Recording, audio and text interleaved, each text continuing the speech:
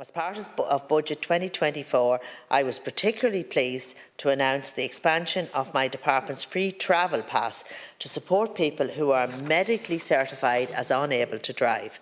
There will be no requirement that a person must be in receipt of a social welfare payment in order to qualify for a free travel pass on these medical grounds, provided the other qualifying criteria are met. The measure could benefit people who return to work and who would otherwise lose their free travel entitlement after 5 years.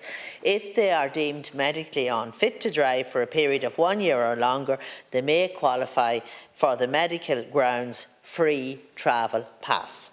The implementation date for the measure is July 2024, and this will allow my department to develop a new administrative process, engage with outside agencies and transport providers, and to make the necessary IT updates. And I hope this clarifies the matter. And can I just say, I was delighted to bring this in this budget.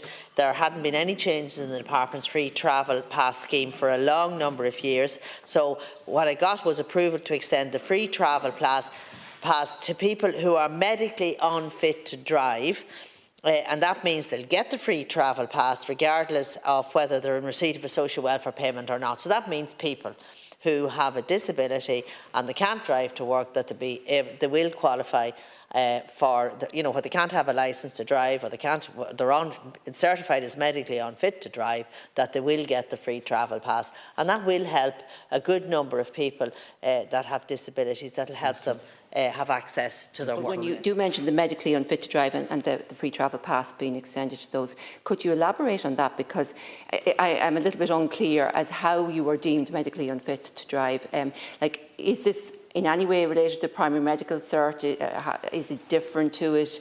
I mean, the assessment for it, because that's a very stringent assessment. So I'm just wondering what the criteria would be like to be deemed medically unfit to drive. I did a lot of work with Epilepsy Ireland, because I think they're probably the best example here. People who have epilepsy, they're put off the road and they can't drive. So I engaged with them on this and have been engaging with them for some time, and I met them a number of times.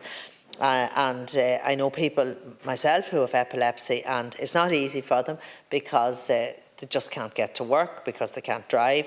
But if they could get access to transport, then they'd be in a lot better position to be able to have that flexibility. So if someone loses their licence due to a seizure, it's absolutely awful. So what I want to do is, and it's not just people with epilepsy this will benefit, it will benefit anybody with a medical condition or disability that prevents them from driving. So it's very obvious that if you're put off the road for epilepsy, that's it. And there are other cases where people, maybe there's other conditions that people have that they can't drive. So it'll be up to the medics to certify that they're not fit to drive for 1 year or more. So they have to be off the road for a year, and then they have their medical assessment with their GP.